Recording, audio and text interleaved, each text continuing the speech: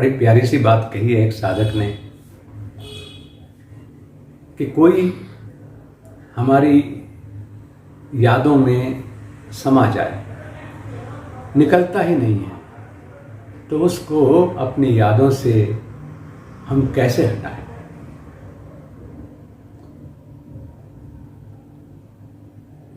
किसी का यादों में समा जाना और फिर कोशिश के बाद भी उसका न निकलना, ये दर्शाता है कि हम अटैच्ड हैं। जो गीता का सिद्धांत है वो है free thy self from egoism attachment, discipline thy mind through complete detachment, identify not with the body illusory, have balance of mind in pleasure and misery। ये जो डिटैच होना है, असंबद्ध होना, ये ही हमारा स्वरूप है। और असंबद्ध व्यक्ति वो हो सकता है जो वर्तमान में जीने का आदी हो जाए। और वर्तमान में जीने का तरीका क्या है? वो है ध्यान। क्योंकि किसी का हमारी यादों में ऐसा घुसपैठ कर लेना, वो ही ये बता रहा है कि हम अधूरे हैं। हमें कुछ अपेक्षा थी, उससे वो पूरी नहीं हुई, तो वो यादों में बस गया। हमें कुछ कड़वा अनुभव हुआ किसी से, वहां हम कमजोर थे, बेइज्जती हो गई हमारी, अपमानित हो गए हम, तो वो घटना और वो व्यक्ति हमारी स्मृति का हिस्सा बन गया और शूल की तरह चुभता रहता है हमारी स्मृति में। जो हमें धोखा दे के चला गया वो टीसता रहता है हमारी यादों को, हमारी स्मृति को, क्योंकि वहां भी हम अधूरे थे। याद हमारी है, मन हमारा है, बुद्धि हमारी है, तो उसमें कोई और हमारी इच्छा के बिना कैसे रह सकता है? मेरे घर में मेरी मर्जी के बिना, आपके घर में आपकी मर्जी के बिना कोई कैसे रह लेगा? क्या आप रहने देंगे? हां, तभी रहेगा जब आप कमजोर होंगे।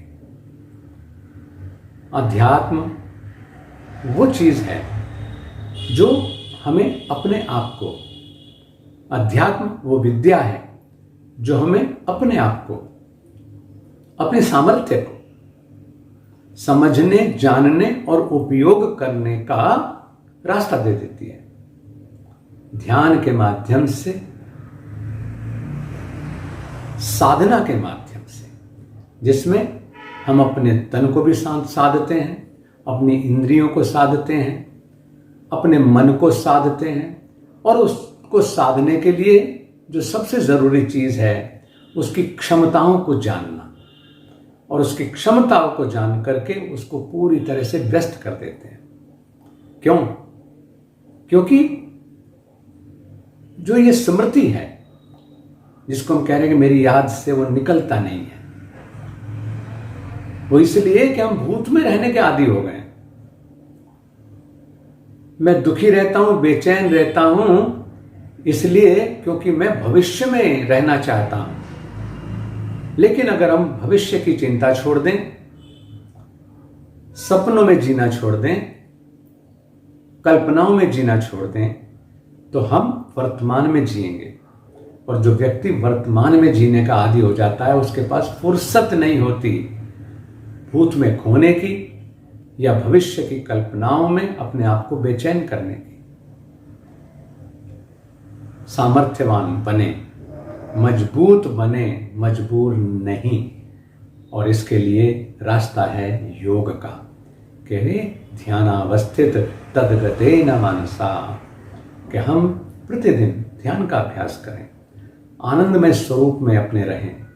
हम पूर्ण हैं, इस बात को केवल चर्चा ना करें, बल्कि उस पूर्णता का अभ्यास करें और देखें कि ध्यान की गहराइयों में हम कैसे अपने स्वरूप को देख पाते हैं, समझ पाते हैं और जी पाते हैं, उसके लिए ये जितनी चीज़ें हैं, भविष्य की कल्पनाएं या भूत की शोक, भूत के पश्चाताप, भूत के अटैचमेंट्स, उनसे हम पूरी तरह से अपने आप ही विलग हो जाएंगे।